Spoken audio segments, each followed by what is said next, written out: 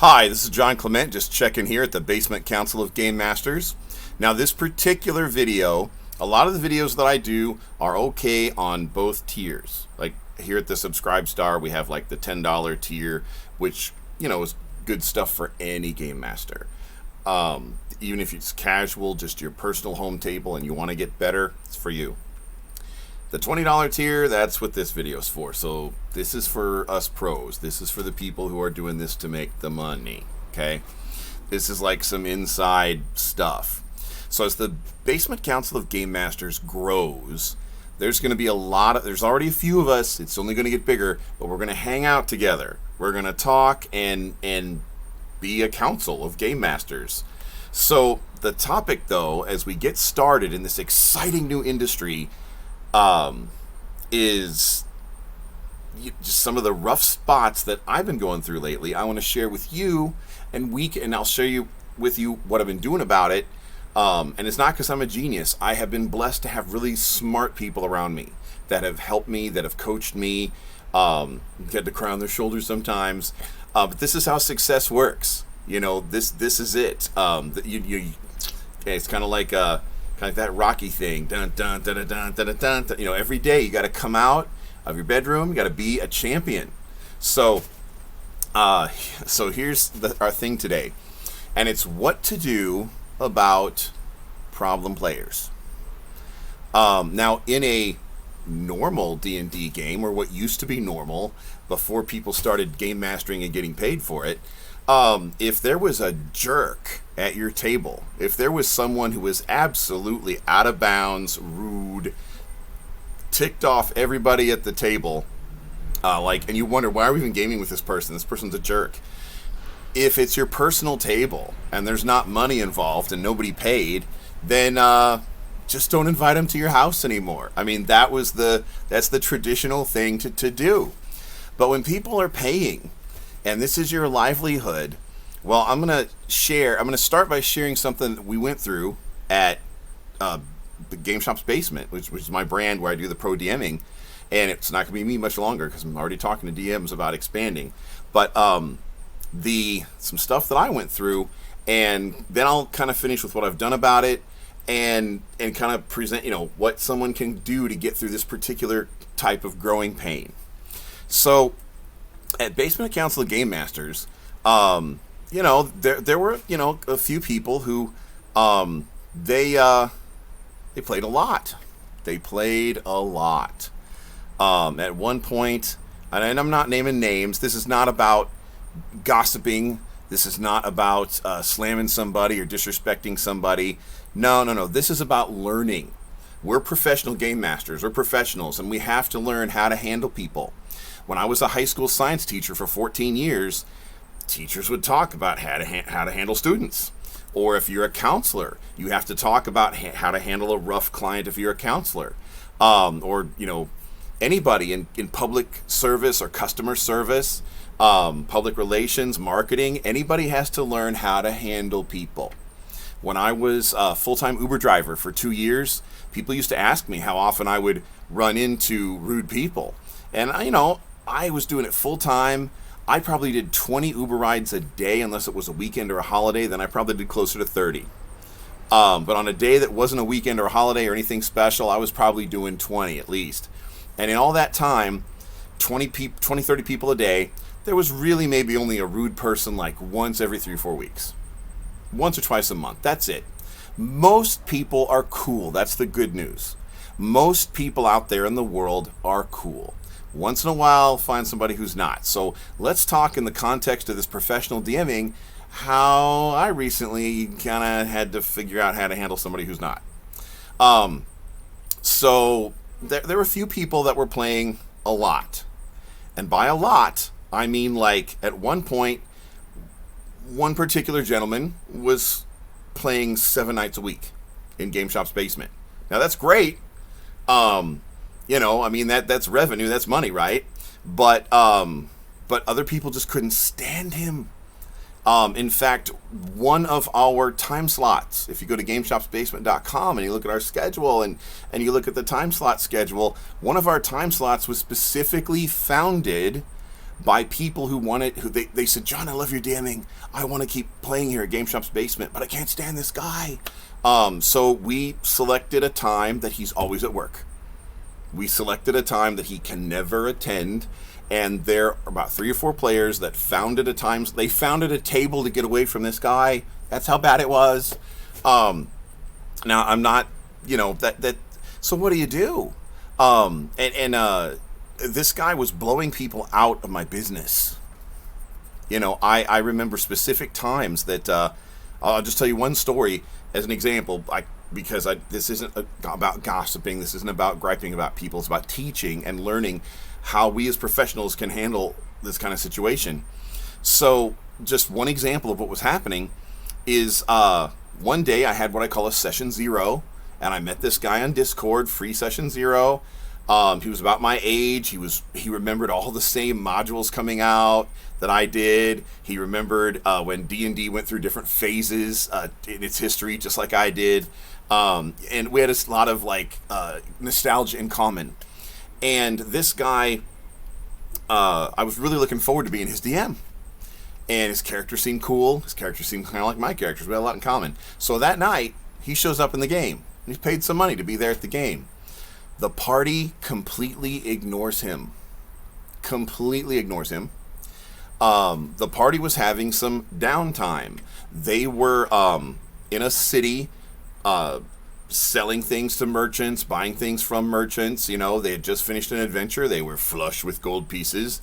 And so they were, they were doing some of that fun downtime, going shopping stuff like that, which is cool. However, there was a new guy there that night. And he wanted to adventure, and he wanted to be included in the group and everything. But the players were focused on their little agendas of what they wanted for their character. I need this magic item. I need that thing. I need to buy one of these. I need to have one of those. And they were just dragging it out. And dragging it out and dragging it out. And they weren't just buying common things to where I could say, yeah, just take player's handbook price for that. Let's move on. We got to get the action going. They were doing some complex things that they needed me to DM, and they just wouldn't stop. When I would drop hints, they wouldn't take hints that, there's a new player tonight. So finally, as the DM, to get this guy included, his character in universe was literally standing in the doorway to this store in a city, waiting for this new party that he joined, and he's wondering, why did I even join this party? They ignore me. He's standing there in the doorway to the store, so I take it upon myself to have my universe start interacting with him. And I start having NPCs talk to him and kind of share just chit-chat, small talk that you would make with the NPCs in that city. Just start to make him feel like he's part of that world, part of the universe. Start to talk about the local news and what people thought of the local politics and stuff like that. Just make him feel like he's part of a living, breathing world. Well, one of these guys that other people try to get away from, try not to game at his table, he literally, in universe, his character told the clerk checkout counter type NPC, just a moment. I'll be right back. And then his character walked over to where I was having an NPC actually interact with this person that he was ignoring. And then the annoying guy's PC just shut down that NPC. We don't have time for you. Go away. I'm like, really? Oh, okay, so right after that, this guy that I had been looking so forward to being his DM and everything, he just quit. Right there in Discord, he sends me a private message, says I'm not doing this, and blah, blah, blah, blah, blah, blah, blah. So, about 7 different people, in 1 week, maybe 10 or 12 altogether, over the course of a few weeks, they private messaged me about, I just can't game with this group, blah, blah, blah. And they weren't talking about my DMing. Now, it's one thing to criticize my DMing because not every DM is for everyone. Doesn't matter how good you are. I know I'm awesome, but I'm still not for everyone.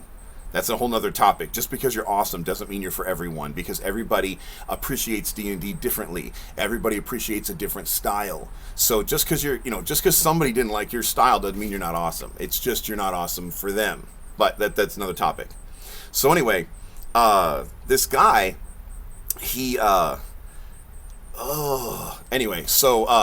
I'm thinking what to do. And so this guy was playing 5, 6, 7 nights a week. That's $10 a pop. That means he's worth 50, 60, 70 bucks a week to my business. That's like $200+ a month just from one guy. And, he bragged one night in the middle of a game. It's like, yeah, I figure I pay at least half John's rent. I'm like, really? So I'm being real with you guys about, some of the things that I am going through as professional game master and everything. So and because they're probably similar to stuff that at least some of you are going to go through at some point. So what we came up with was this, and by we, I mean me and my roommate. He is super smart. I cannot plug him enough. We are based in the St. Louis area, and Eric Sullentrop is the go-to guy for Adventure League in the St. Louis area. Kind of by default. I mean, there are some great dungeon masters in St. Louis area Adventure League. It's just that just because you're a great dungeon master doesn't mean that you want the responsibility of managing the Adventure League. So since Eric's willing to step up and do that, he gets it by default, but he's awesome.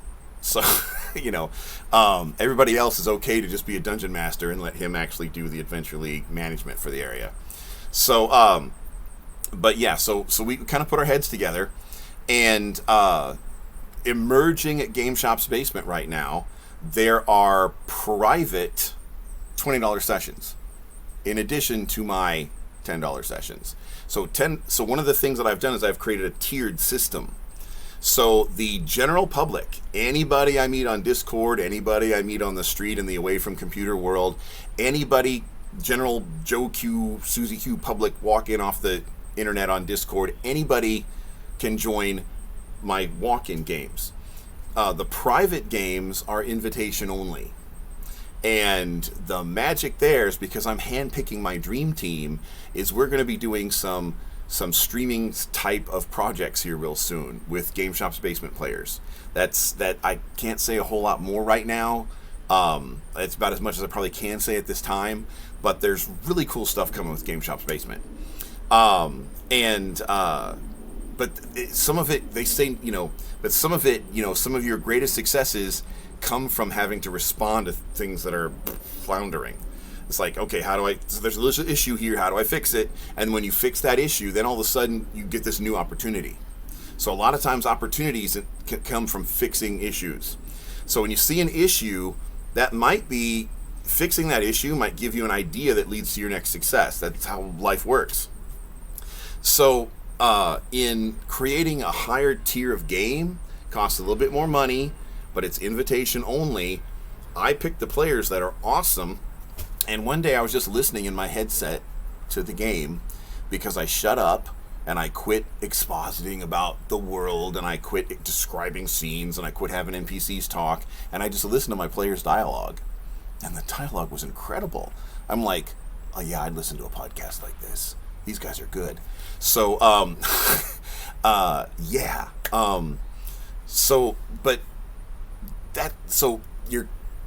When a player's difficult, one thing to know for sure, you don't need everyone. I want to put this in perspective. I DM 3-hour sessions 14 times a week right now. I mean, things are always kind of shifting and changing, but to give you a snapshot of where I am today while I make this video, I am DMing 14 games a week, 3-hour time slots. I'm DMing 42 hours a week. And if my table size averages 4, then that means that, I've got it here, 14 times 4, 56. There's 56 people involved with my DMing right now. That's it. Just 56. And I just ordered Instacart today with gamer money and filled my fridge with food. And we're moving into a new place soon. And so this whole background behind me is going to change and get a whole lot cooler. And with gamer money, okay, 14, of course, it's a full-time job. That's the whole point. But I'm like, what? And I'm growing and expanding it, getting into the streaming, all this stuff, adding more DMs. So things are exploding. But that's the point. There's only one of you. There's only one of me. There's only one of any of us. So if you're going to, and DMing is a very personal thing. I mean, right now I'm doing coaching, and I can do this video and then Anybody on the internet can see it. I mean, if people were interested, if I got that big of a following, literally millions of people could watch me right now because this is a video. It's for teaching. But when you're DMing, that is a personal experience. You can only DM for so many people at a time. And so when I did the math here, 14 tables, average of 4 people per table, that's 56 people that are involved with my DMing right now. That's it. 56. That's not even a blip compared to how big this industry is. You will find your people. You will find your people, and you don't need everyone. You don't need everyone. Your business, like mine, is going to eventually settle out into a really cool bunch of people that vibe with you and you vibe with them. And what I've shared with you today is just kind of some growing pains while you along the way, while you find your people. So that there's more than enough people for us all. I was talking to another professional dungeon master in Basement Council Game Masters just the other day. He had been to Gen Con and Origins. He's doing the convention circuit, talking to way more people than I do, at least in person. I mean, I talk to people all day long on Discord, but he's talking to people really in person. And according to like game company developers and execs and people that he was talking with at these conventions behind the scenes, he said the number one thing that the gaming industry is getting right now from gamers when they get feedback from gamers is that there's not enough quality DMs. That means that you have like total job security if you can establish yourself in this industry. There will never be enough good DMs. If you're a good DM, you will always be in demand as long as people are willing to pay for DMs, and they are.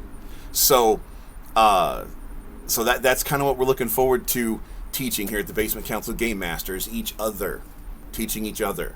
Now this just got started. All the videos have me so far. I'm working on interviewing people and stuff like that. And getting the council, forming the council, kind of like the Jedi Council, be like the Game Master Council.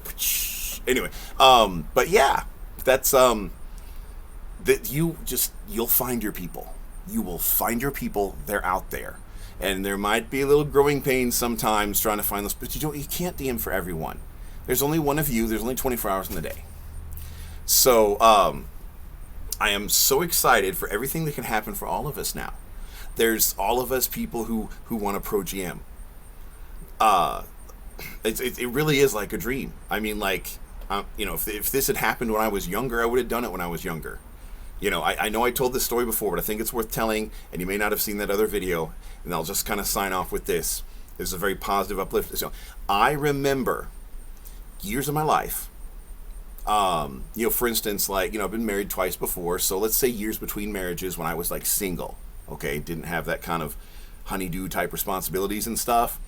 But there were times when I would have like gamer bash weekend at my house. We'd game, crash overnight, get up and game some more. But at the end of those weekends, it'd be Sunday night. People would have to go home. People would be, oh yeah, Monday morning's coming. I got that job Monday morning. And I remember the words coming out of my mouth for my friend's sake, for my kids' sake, for my sake. I had to hear it. Sometimes we have to coach ourselves. And I remember the words came out of my mouth, and I said, well, nobody's paying us to game. Well, that's not true anymore. It's not. People are paying us to game now. So let's go for it. Hope that what I shared today kind of helps you. As always, absolutely find me on Discord. Give me back your feedback. We'll talk together, and we will find solutions and have a blast making money playing games. All right, I'm going to sign off now.